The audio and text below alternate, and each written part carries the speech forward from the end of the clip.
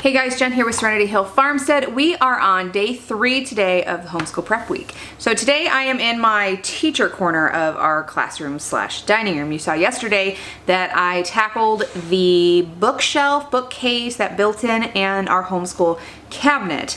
Well, today I'm on the other side of the room. Dealing with my stuff. Now this is going to be a significantly shorter video than yesterday's was because I already have most of the stuff that I need already here. And then this basket that I have here, can you see?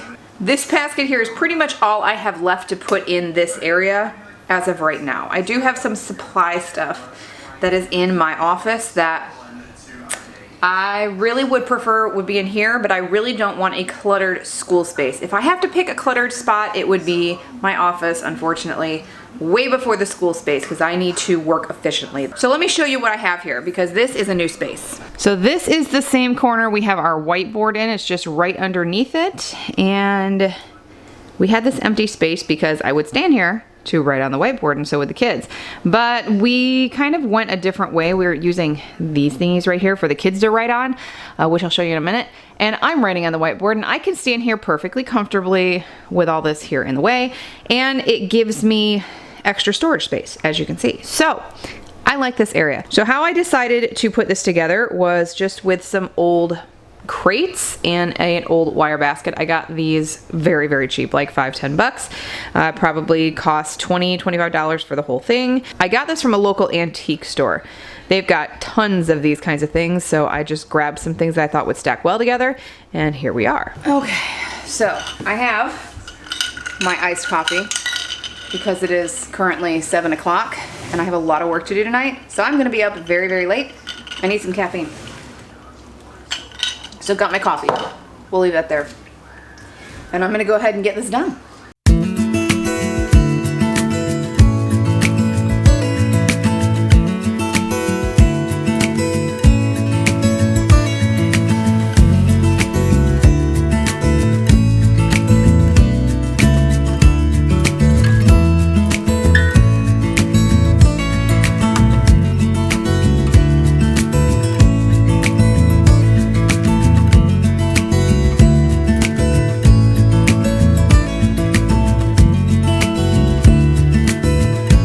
Well, that was pretty much it.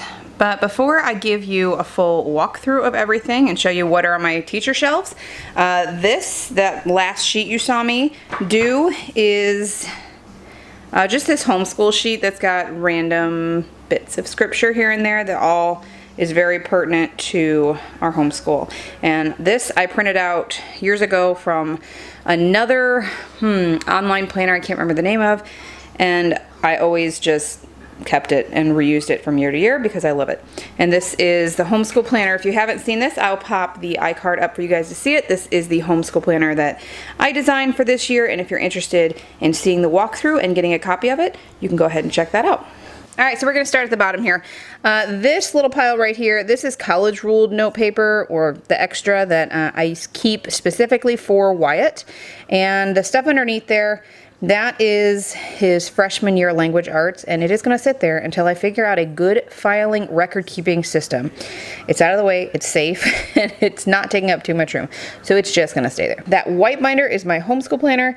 This is our binder for our unit studies for science, and this is to keep track of like all Wyatt's printouts and stuff that he needs for language arts. And then this is extra folders and little pocket dividers. Over here is our ginormous Play-Doh bucket and my laminator. I am keeping that basket. I don't know where I'm gonna put it though. I have a purpose for it. I just don't know. You know what? Maybe I shouldn't. Maybe I should get rid of it. I'm not getting rid of a basket. Who am I kidding? What can I use that for? That may become a produce basket. We'll have to see, but I'm not getting rid of that. But if I have a basket in here, it's definitely going to just collect clutter, as you've seen, because I have an issue with baskets. Let's move on to the next section. In here are all of my teacher guides and group work that we are going to be doing together. Okay, these are habitat cards that they've always been fun. We've always used them. They're just really pretty pictures. I think I got these from a teacher store that closed some years back. We've got our world history that we're doing this year. This is the science that we're doing. We got a little bit of American history to finish up, so we're going to finish that. This is Wyatt's executive functioning book that we work in. Draw Right Now book. Atlas of the World. This is the science, history, geography that we do for the little ones. So this is the story of me. We're going to be starting this series this year with a couple of the kids. This is, you saw in our group walkthrough, we've got books getting all messed up here. This is our character study that we're going to be doing, musical multiplication that we do together. Here are these beautiful and wonderful, here, get one with the tag on it here, is the Nature Anatomy Notebook. I am so in love with these Nature Anatomy Notebooks. We don't need this anymore. I got one for Jackson, Caleb, and Evie. Whoop. Okay, let's open up to a page here.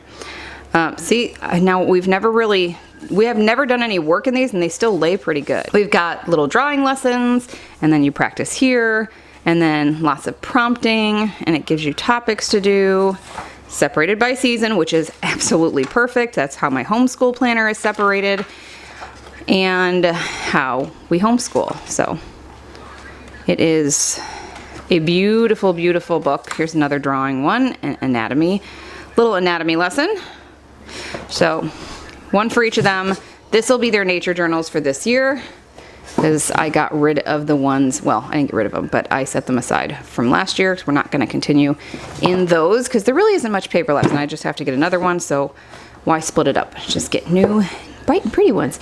This is Wyatt's homeschool planner that he will be in charge of, but we're gonna set it up together so I don't forget about that. I've got it here. So a while back, I read something about dyslexic children's brains needing kind of like a warm-up and doing these kinds of things, doing like these little puzzles and using your right brain really helps wake up that part of the brain and just kind of give it a warm-up before it starts doing the really hard stuff. That's kind of the Cliff Notes version. And he does like doing it, and he really enjoys this kind of stuff. So I just take a couple pages, make a copy of them so I'm not ripping out of this book and we can reuse it. And put it in his binder for this year.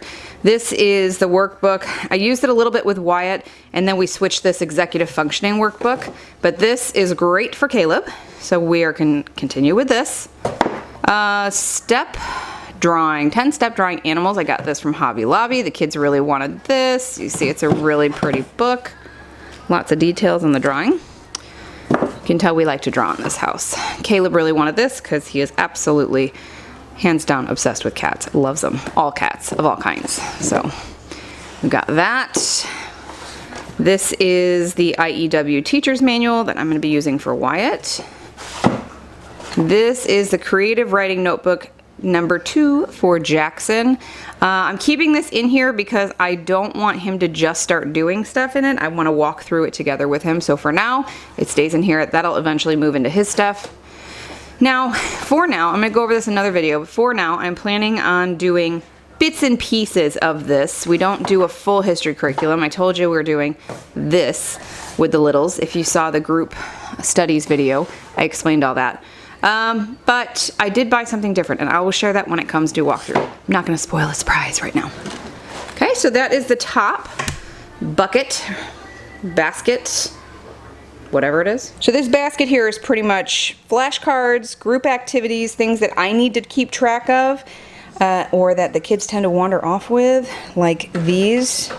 I ordered a couple more of these. These things are wonderful. You can draw all over, press the button, they're gone. Love them. Great instead of having notebooks. We used to have notebooks for like math scratch paper, and we just keep them by the computer, so they'd always have scratch paper there, but I like these a lot better. So since we have a house full of ADHDers, having less stuff on a page, so much better for distraction purposes. So I've got some random papers in here that are going to be for lessons that I'm actually going to file in here.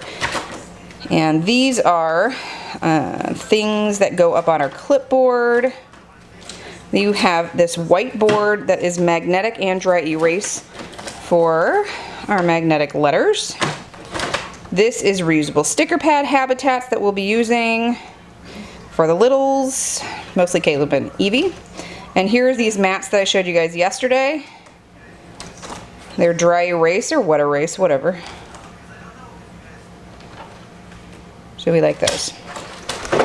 And then I've got an extra box of Ticonderoga pencils here. Never use anything else other than those. And then mini books that will go in Evie's binder when I get her binder. The flashcards for the spelling rules. I have these beautiful hooks, and I'm keeping them for a purpose that is yet to be determined, because they are beautiful hooks. And I have a thing for beautiful hooks, except, well, they're not really hooks, clips, whatever. They're beautiful, I love them, I'll use them for something. And then the phonics cards that go with the Good and the Beautiful curriculum also. So this is coming at some point in time. We're gonna have to redo the shelves and the corkboard here when I figure out what I wanna do. I was contemplating getting a new sign here. The kids still do refer to it a lot, but I don't know. I might look and see if they got something different. So that is all I had to do for day 3, is just kind of make sense of my little corner of our homeschool area. It's important to have the teacher stuff for me really organized and set and easy to grab. And I'm sure everybody at one point in time or another has issues with transitions. However, transitions in our house are a constant problem, and that's because of some of the special needs that the kids have. But I have to be prepared for it, and I have to set myself up so that I can move through stuff as efficiently as possible. Just quick, really, like quick. If I don't have the day semi-planned out, and I am a reverse lesson planning kind of homeschooler, however, I have to have a layout. I have to have kind of an outline of what's gonna happen throughout the day, or at least what I plan to have happen throughout the day, and I have to be prepared for that. And then if it doesn't go that way, I have to have a backup plan. So I have everything, all of the plans, all of the possibilities of plans right here, so I can just grab. When things need to be adjusted for the kids, I also need to make an adjustment here. So that is all the work I have today. Now I just have to figure what I'm gonna do with this beautiful basket. So if you guys haven't subscribed yet, I wanna invite you to hit the subscribe button and the notification bell so you can follow along and get all sorts of inspiration and motivation for homeschool prep. I hope you guys are having a great day. We'll see you in the next video. Bye.